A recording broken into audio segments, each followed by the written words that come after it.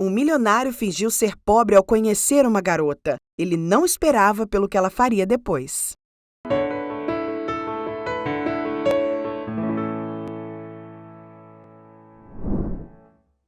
César era um homem muito rico que se sentia completamente solitário. Filho de um grande acionista em uma marca de vinhos famosa, César se tornou órfão ainda aos 10 anos de idade, quando seus pais acabaram desaparecendo em alto mar após um acidente de avião. Traumatizado com a tragédia na família, ele nunca conseguiu vencer o seu medo de voar, mesmo passados 25 anos do acidente que mudou a sua vida. Por isso, apesar de ter uma imensa quantia de dinheiro à disposição, nunca conseguiu realizar o seu sonho de conhecer o mundo, limitando-se a viagens por terra, já que o oceano também lembrava seus pais, excluindo assim os iates e cruzeiros.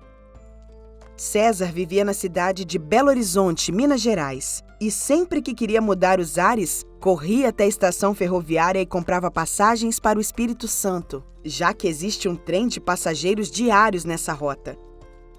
Ele nunca avisava ninguém quando decidia fazer esses passeios, principalmente porque estava farto de ter que ficar à frente de uma empresa que não foi construída por suas mãos. A empresa era o sonho de seu pai, cujo rosto ele nem mais lembraria se não fossem as fotografias, mas também era um fardo pesado demais para carregar sozinho, pois levava seu sobrenome e um legado que os conselheiros da empresa insistiam em convencê-lo que ele tinha que continuar, para preservar sua fortuna e a memória dos que se foram.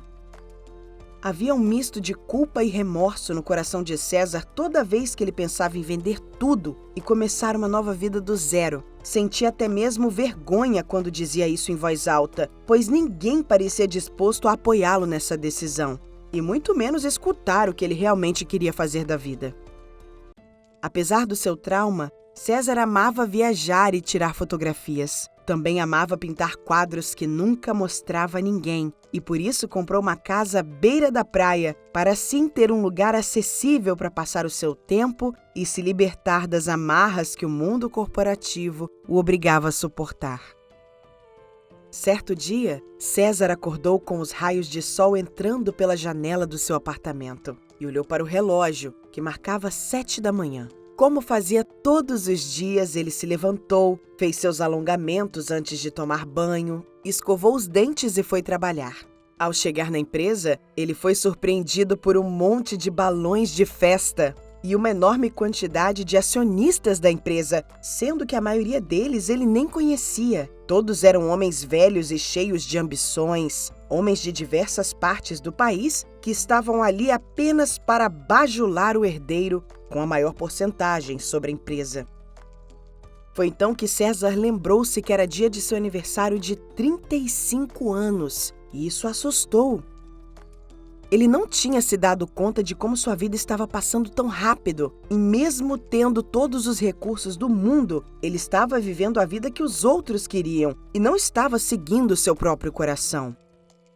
Depois que a festa formal acabou e César se livrou daquele bando de bajuladores, ele se trancou em sua sala e ficou olhando o porta-retratos na mesa com a última foto que tirou junto de seus pais. Enquanto observava aquela fotografia, os sorrisos felizes, o rosto cheio de vida que seus pais tinham, ele entendeu como a vida era curta demais para não vivê-la de verdade. Seus pais tinham mais ou menos a mesma idade que ele estava completando no dia em que o avião caiu no mar.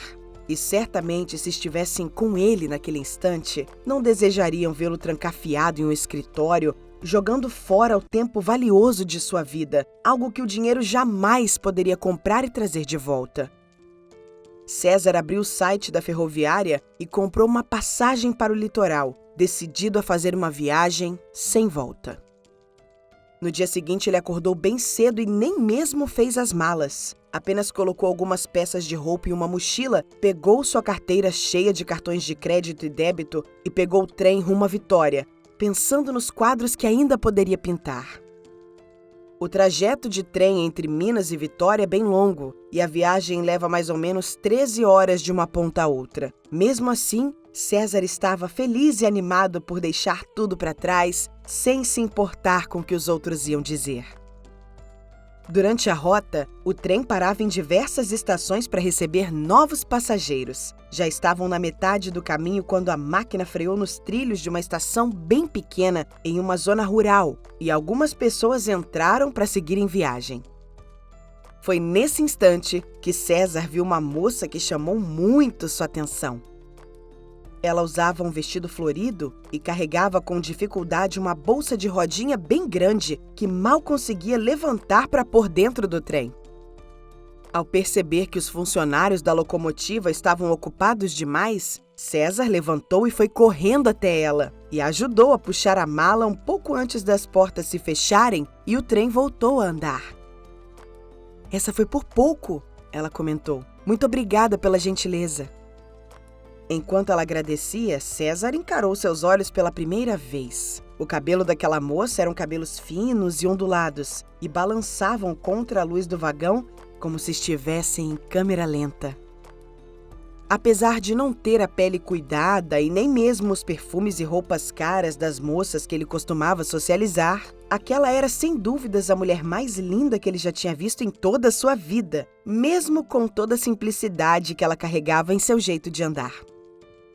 "Acha que eles fechariam a porta sem você?" César perguntou quase gaguejando. "Eu não pagaria para ver", a moça respondeu sorrindo. "Aliás, meu nome é Natália." César se apresentou e ajudou a moça a procurar o seu lugar. Por coincidência, o número do bilhete dela era exatamente a poltrona ao lado da sua.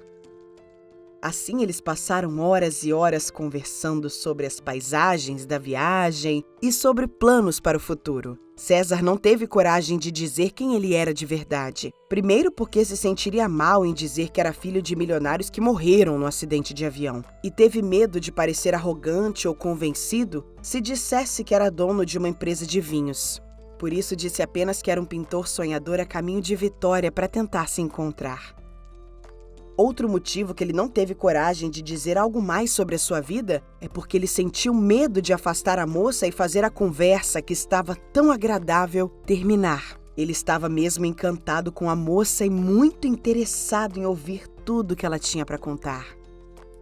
César descobriu que Natália tinha acabado de formar como arquiteta em uma faculdade online. Ela estava extremamente nervosa, pois estava viajando para fazer um teste naquele que seria seu primeiro emprego formal em uma empresa de arquitetura.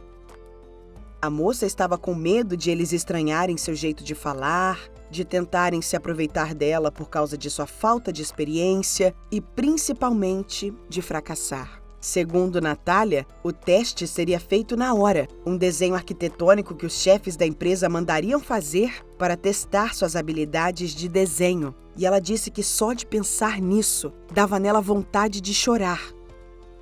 César a tranquilizou, dizendo que daria tudo certo. E quando no fim do dia chegaram ao fim da linha, eles trocaram o telefone e prometeram ligar um para o outro para saberem se conseguiram atingir seus objetivos. Os dias se passaram e César estava louco para rever Natália. O seu telefone não parava de tocar, mas todas as ligações eram dos executivos da empresa loucos para saberem aonde ele estava. Ele não atendeu nenhuma delas, pois queria falar somente com a moça que conheceu no trem. Enquanto passava horas pintando quadros à beira do mar, César pensava nas palavras de Natália, no medo que ela sentia e a grande força de vontade de atingir seus objetivos.